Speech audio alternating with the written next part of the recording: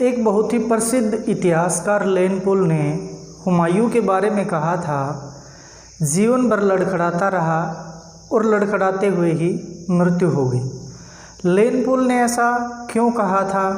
क्या ऐसे कारण थे जिनके कारण हुमायूं लड़खड़ाता रहा? आज की वीडियो में हम यही डिस्कस करेंगे। मैं प्रवीण वर्मा स्वागत करता हूं आप सभी का स्टार साइको चैनल पर। हमने हमारी जो पहली वीडियो थी उसमें बाबर के बारे में पढ़ा था और आज की वीडियो में हम हुमायूं के बारे में पढ़ेंगे। तो स्टार्ट करते हैं हुमायूं से। हुमायूं का पूरा नाम था नसीरुद्दीन मोहम्मद हुमायूं।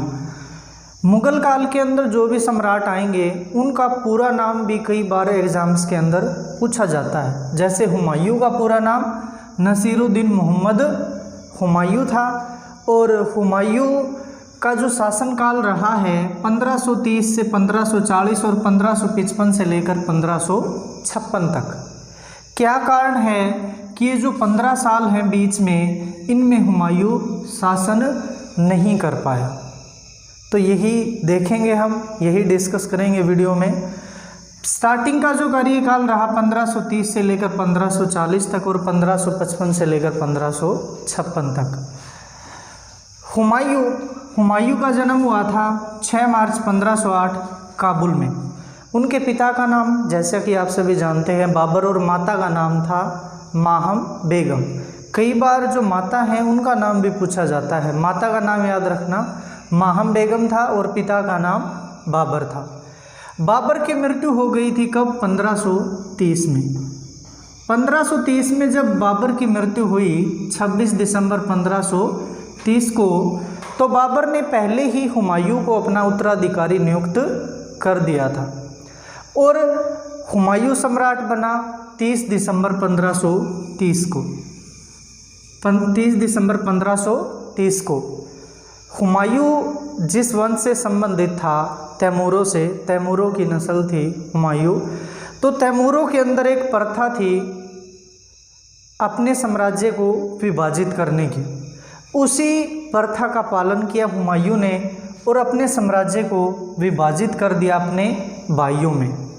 उसका जो भाई था अस्करी, उसको उसने संबल प्रांत दिया, हिंदाल को मेवात और कामरान को दिया उसने काबुल व कंधार। जो कामरान था वो बहुत ही महत्वाकांक्षी था।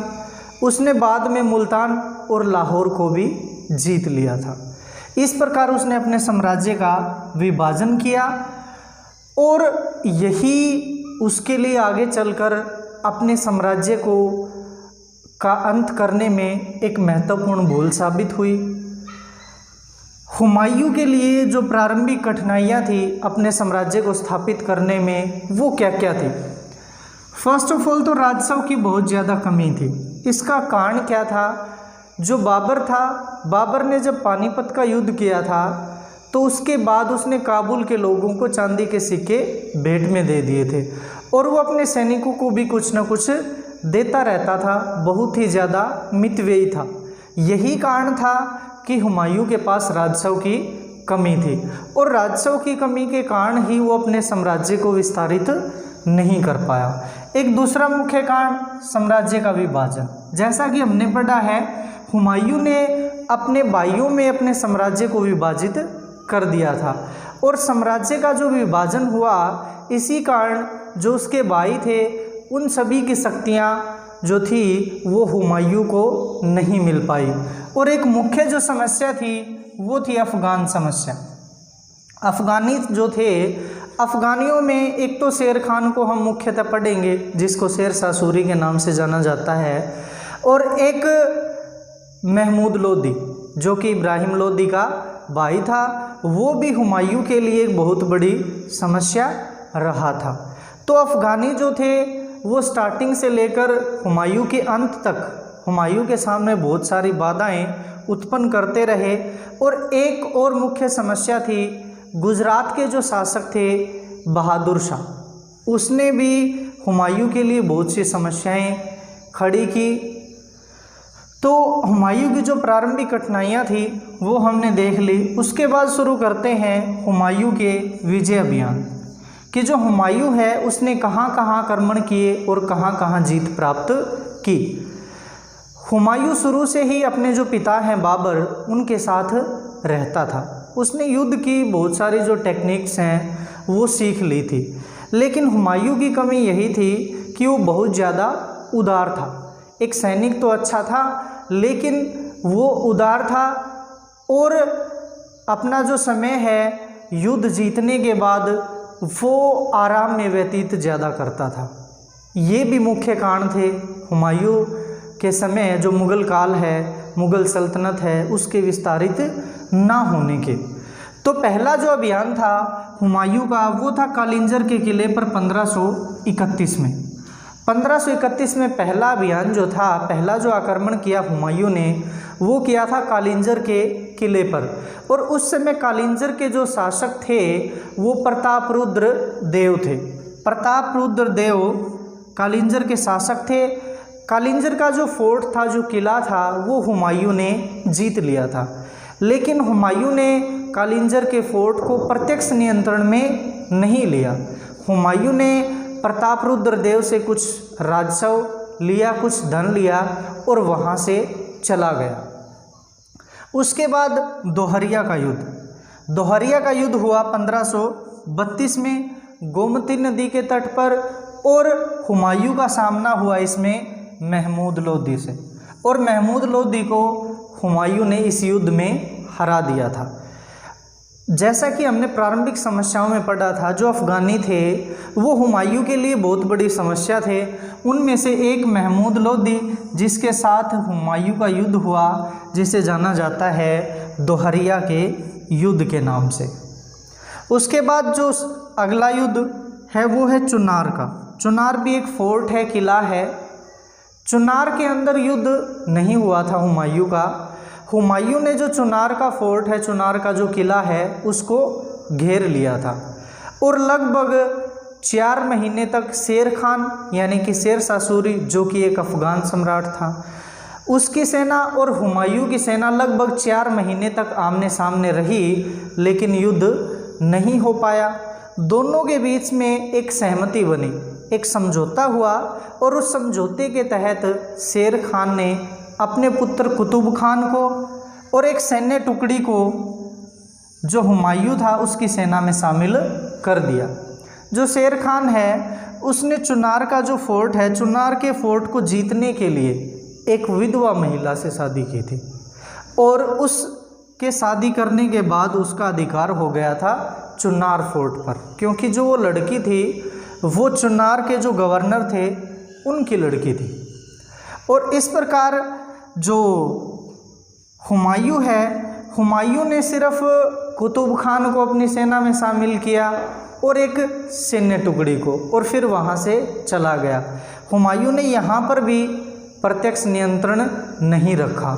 ये भी हुमायूं की सबसे बड़ी भूलों में से एक थी, क्योंकि इसी भूल के कारण आगे जो 2 प्रमुख युद्ध होंगे, चौसा का युद्ध और कन्नौज का युद्ध, उनमें शेर खान ही हुमायूं को हरा देता है और हुमायूं को भारत से भागना पड़ता है। तो ये भी क्या थी, हुमायूं की सबसे प्रमुख भूल थी। उसके बाद बहादुर शाह। बहादुर शाह जो कि गुजरात के सम्राट थे, गुजरात के सम्राट थे बहादुर शाह, और बहादुर शाह बहुत ही प्रतापी सम्राट थे, बहुत ही प्रतापी। ये जो बहादुर शाह हैं, ये बहादुर शाह जफ़र नहीं है, बहादुर शाह जफ़र के साथ कंफ्यूज मत करना। इनका जो संबंध था वो मुजफ्फरिद वंश से था, बहादुर शाह का। और इस युद्ध में हुमायूं ने बहादुर शाह को भी हरा दिया था।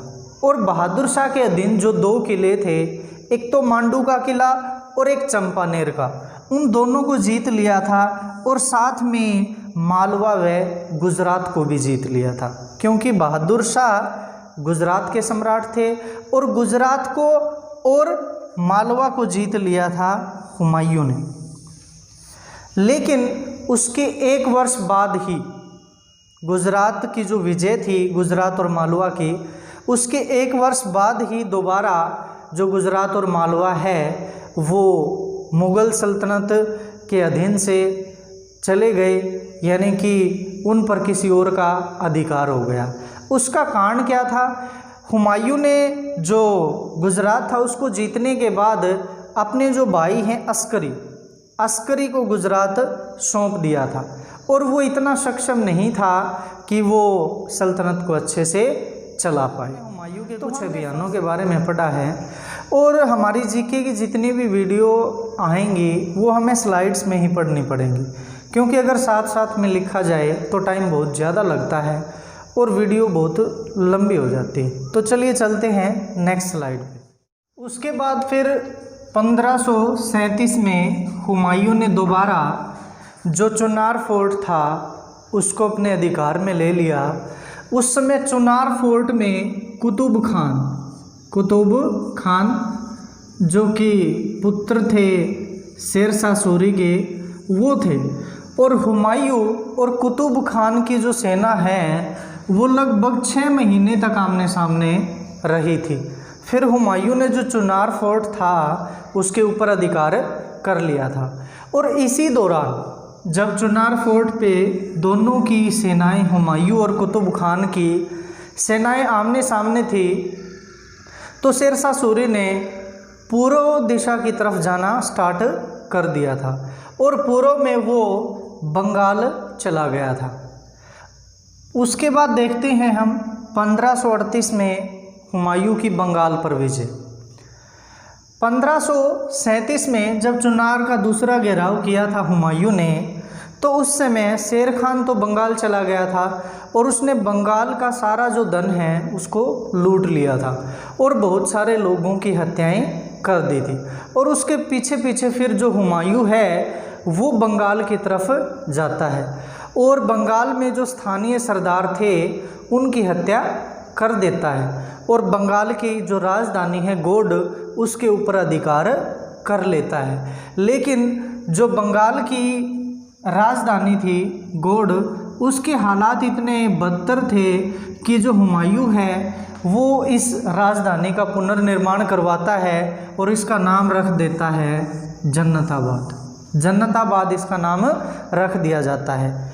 बंगाल पर विजय प्राप्त करने के बाद जो हुमायूं है वो फिर शेरशाह सूरी के पीछे पीछे आता है, क्योंकि बंगाल से धन लूटने के बाद जो शेरशाह सूरी हैं वो बिहार की तरफ आ जाते हैं, और उसके पीछे पीछे फिर आता है शेर खान, और शेर खान का युद्ध होता है हुमायूं के साथ, जिसे जाना जाता है चौसा के युद्ध के नाम से। ये युद्ध हुआ था 1539 में करमनाशा नदी के किनारे पर। जो करमनाशा नदी है वो गंगा नदी के साथ में ही है। गंगा नदी और करमनाशा जो नदी है दोनों के बीच में बहुत कम फासला है, और करमनाशा नदी के किनारे पर युद्ध हुआ था जिसे जाना जाता है चौसा के युद्ध के नाम से। चौसा बिहार में एक जगह है, यहाँ पर हुमायूं और शेर खान की जो सेनाएं हैं उनकी भिड़ंत होती है, और इस युद्ध में जो हुमायूं है वो शेर खान से हार जाता है। हुमायूं इस युद्ध में हार जाता है, और जो शेरशाह की उपाधि धारण की जाती है शेर खान के द्वारा। इस युद्ध के बाद जो शेर खान है उसने शेरशाह की उपाधि धारण कर ली थी। उसके बाद शेर खान को शेरशाह के नाम से जाना जाता है। और इस युद्ध के अंदर एक महत्वपूर्ण बात और ये थी कि ये जो युद्ध था वो करमनाशा और गंगा जो नदी थी उनके तटों पर लड़ा जा रहा था। तो हुमायूं की जो सेना के सैनिक थे वो गंगा नदी के अंदर कूद गए थे खुद को बचाने के लिए, और जो अंत में हुमायूं भी घोड़े के साथ ही गंगा नदी के अंदर कूद जाता है, और फिर हुमायूं की जो जान है वो एक भिश्ती के द्वारा बचाई जाती है जिसका नाम था निजाम ने हुमायूं को इस युद्ध में बचाया था। और कहा जाता है कि हुमायूं ने इस भिश्ती को एक दिन के लिए सम्राट बना दिया था, और इस भिश्ती ने चमड़े की मुद्राएं जारी की थी। तो इस युद्ध में हुमायूं की हार हो जाती है, और ये जो युद्ध है यही ऐसा युद्ध था जिसने नींव रखी कि जो मुग़ल सल्तनत है वो एक समय के लिए उसका अंत हो गया था। इस युद्ध के बाद शेर खान के अंदर आत्मविश्वास इतना बढ़ जाता है कि वो हुमायूं का सामना आसानी से कर लेता है। उसके बाद जो आगे युद्ध होता है जिसका नाम है बिलग्राम का युद्ध, या इसे जाना जाता है कन्नौज के युद्ध के नाम से। कन्नौज का जो युद्ध था, कन्नौज युद्ध में हुमायूं ने अपने जो भाई थे अस्करी और हिंदाल दोनों की इस युद्ध में सहायता ली थी, लेकिन हुमायूं फिर भी इस युद्ध को हार जाता है और जो शेर खान है, जो शेरशाह है, वो सम्राट बनता है। दिल्ली और जो आगरा है वहाँ पर जो शेरशाह हैं उनका अधिकार हो जाता है और हुमायूं यहाँ से ईरान की तरफ भाग जाता है।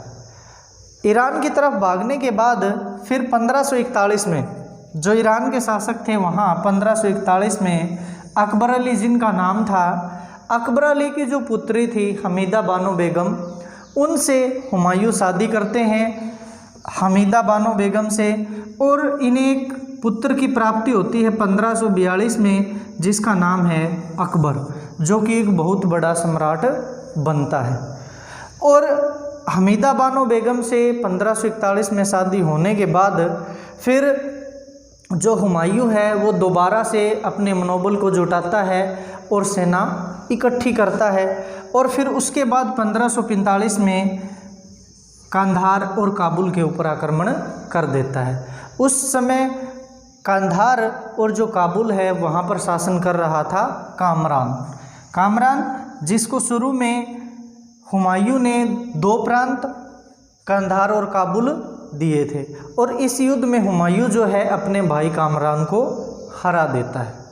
तो अब यहाँ से शुरू हो जाते हैं हुमायूं के द्वारा सिंहासन प्राप्त करने के लिए पुनः प्रयास, और उस प्रयास में हमने पहला प्रयास पढ़ लिया है। उसके बाद नेक्स्ट स्लाइड। हुमायूं अपनी सल्तनत को दोबारा प्राप्त करने के प्रयासों में शुरू में कांधार व काबुल के ऊपर अधिकार कर लेता है, और फिर उसके बाद 1555 में होता है एक महत्वपूर्ण युद्ध जिसे जाना जाता है मच्छीवाड़ा के युद्ध के नाम से।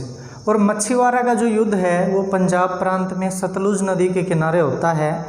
इसमें भी जो अफ़गान सरदार हैं तातार खान और हैबत खान, उनसे सामना होता है हुमायूं का, और हुमायूं इन्हें इस युद्ध में हरा देता है, तातार खान को और हैबत खान को।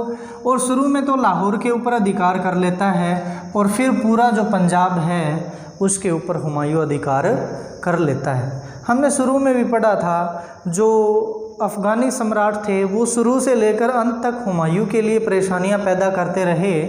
उनमें तातार खान जो कि महमूद लोदी का चचेरा भाई था, जिसके साथ मच्छीवाड़ा का युद्ध हुआ, और हुमायूं ने इस युद्ध में अफ़गानी सरदारों को हरा दिया। उसके बाद सरहिंद का युद्ध होता है जो कि बहुत महत्वपूर्ण है। इस युद्ध के बाद जो मुग़ल सल्तनत है वो दोबारा से उत्तरी भारत में स्थापित हो जाती है। सरहिंद का जो युद्ध है वो अफ़गान सेनापति सिकंदर शाह सूर और मुग़ल सेना के जो सेनापति थे बैरम खान, इन दोनों के मध्य होता है, और बैरम खान सिकंदर शाह सूर को इस युद्ध में हरा देते हैं। सिकंदर शाह सूर जो थे वो सूरवंश के 6वें सम्राट थे, और इस युद्ध में भी देखिए आप अफ़गान जो सेनापति है वही है, और अफ़गान सेनापति सिकंदर शाह सूर को हुमायूं के जो सेनापति थे बैरम खान उसके द्वारा हरा दिया जाता है, और पुनः दिल्ली के जो सम्राट बनते हैं वो हुमायूं बनते हैं। 1555 में ही हुमायूं दिल्ली के सम्राट बन जाते हैं, और लगभग 1 वर्ष शासन करने के पश्चात 1556 में 27 जनवरी 1556 को दीन पनाह के जो पुस्तकालय था वहाँ सीढ़ियों से गिरने पर हुमायूं की मृत्यु हो जाती है। और देखिए हुमायूं की मृत्यु भी लड़खड़ाने से हुई है।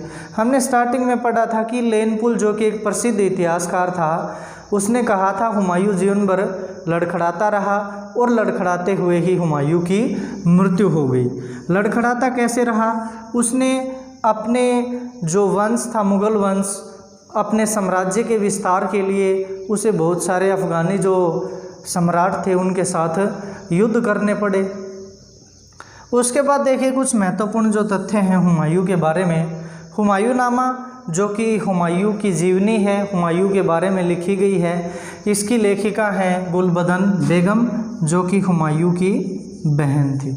हुमायूं की बहन ने हुमायूं की जीवनी लिखी है, जिसका नाम है हुमायूं नामा। और हुमायूं का जो मकबरा है वो दिल्ली में स्थित है। दिल्ली में मकबरा है हुमायूं का। और एक महत्वपूर्ण तथ्य है, हुमायूं को ज्योतिष विद्या में बहुत ज़्यादा विश्वास था। ज्योतिष विद्या में विश्वास बहुत ज़्यादा था, इसीलिए वो सप्ताह के जो 7 दिन होते हैं, 7 दिन अलग अलग रंग के कपड़े पहनते थे। तो हमने हुमायूं के बारे में पढ़ लिया है, क्या क्या समस्याएं रही हुमायूं के लिए, क्या क्या परेशानियों का हुमायूं को सामना करना पड़ा, और क्या कारण रहे कि 1540 के बाद 1555 में दोबारा मुग़ल सत्ता स्थापित हो पाई। उसमें कहीं ना कहीं हुमायूं का जो विलासितापूर्ण रवैया था वो भी एक महत्वपूर्ण कारण था, क्योंकि हुमायूं किसी भी युद्ध को जीतने के बाद कुछ समय के लिए आराम करता था और भोग विलास में अपना जो समय है उसको व्यतीत करता था। और अफ़गानी जो सरदार हैं वो भी हुमायूं के लिए मुख्य समस्या रहे हैं। सो ये था हुमायूं के बारे में। आई होप सो कि आपको वीडियो पसंद आई होगी। Keep watching stars IQ।